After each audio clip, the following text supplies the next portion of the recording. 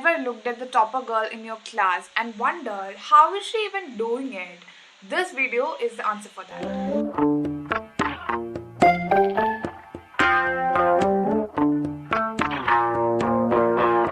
As someone who has tried many study routines and study techniques and have failed in almost all of them, I can guide you to be the next straight A student of your class, because now I can confidently say that I have found the perfect study routine through my trials and errors. So I'm going to decode that in this video. Step number 1, do not miss out on any points. So if you take an average student and a topper, this average student will only study the important points or the summarized parts, while a topper will study every single point on the textbook.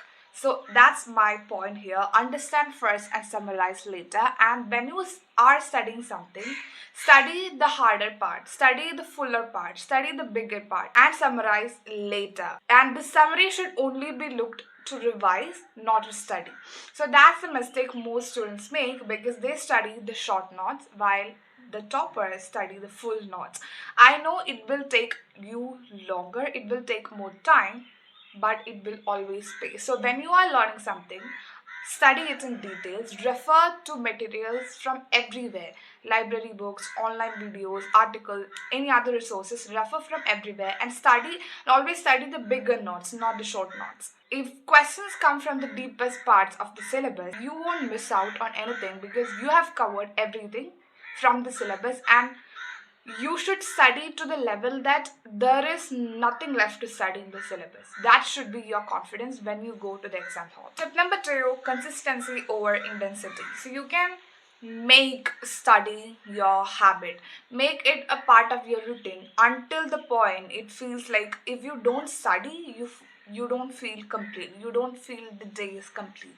You can take it to that level. I was on that level. You can create like a bare minimum ritual, like a 30 minutes a day, at least 30 minutes. So you should study at least 30 minutes a day. That's your bare minimum ritual, because this helps to keep the momentum going, and it helps to keep in touch with this habit of studying, because research has also proved that students who study daily score better than students who study only during exams. Again, it connects to the first point, because if you study daily, you will get more time to cover extra syllabus, extra materials, which is, as I said, will pay you off in the long run. And it also helps you to manage your stress level, because you don't have to cram or panic during the exam season, because you have got much more time than the other students to complete the syllabus, because you started earlier and you stayed consistent. So I repeat, consistency builds mastery. Step number 3, do not stop when you get the topic. Stop it when you can teach the topic, because if you want to teach a topic or something, you should know the nook and corner of that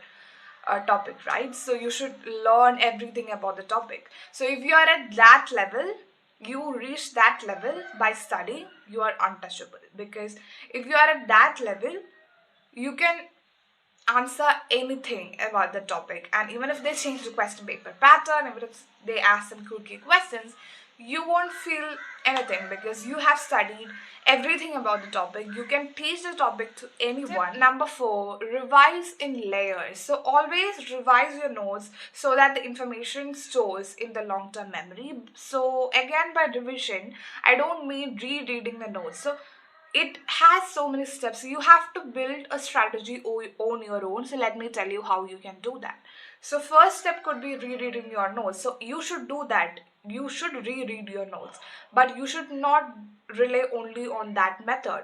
You can combine solving the PYQs, active recall, testing yourself, using flashcards, and all these things. Do not always rely only on one method to revise. Combine multiple methods and train your brain in all the ways possible, so that the information is ingrained in your brain. Have some self-awareness and reflect regularly. So reflect on your routine, analyze whether it works or do not work, and tweak the routine until it feels effortless. So your routine, your best routine, is the routine that you enjoy following, not the one which you look aesthetic online. So if you don't like following a particular routine, don't do that, because most likely you will give up on it.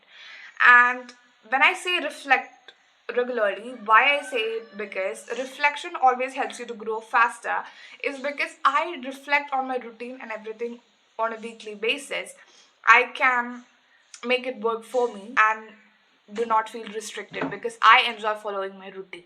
So do what's best for you because only you know you fully. Have a purpose driven motivation, not just motivation. So have your why and always attach this why to see the bigger picture. So have a dream. So for me, I knew only if I studied hard enough, I'd get good marks. So only if I got good marks, I can join a good college outside my hometown so that I can move out of this place. So that was in my mind for so long that whenever I had like these low motivation days or something, I used to think about it and it used to carry me on those days, on those hard days.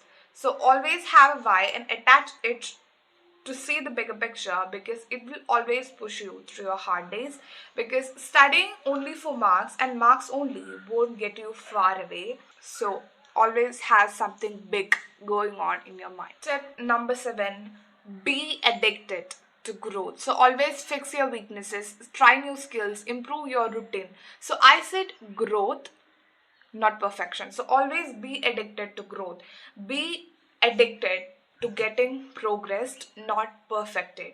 So perfect doesn't exist, but if you keep focusing on, but if you keep improving 1% a day, every single day, you will be the next academic weapon by the end of this year, I promise. Tip number 8, make your environment work for you. So I have said in many of my videos that a decluttered space will always create clear mind because a cluttered space can only create a cluttered mind. So when you are studying, always make sure to clean your desk before sitting to study.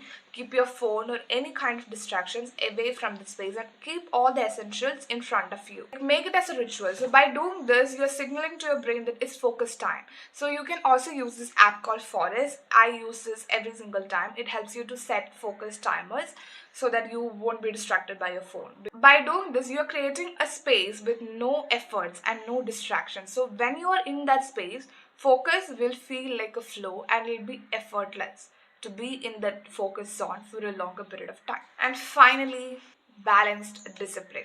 So in this process, do not forget to take rest or do things that brings you joy. Okay, so always treat rest as part of this process, because if you are studying for 8 hours without any breaks with a tired brain, you'll give you'll get less results than someone who is studying for only 4 hours but with focus, but who has taken the proper rest. Okay, so rest increase efficiency, but always make sure that you are not over resting.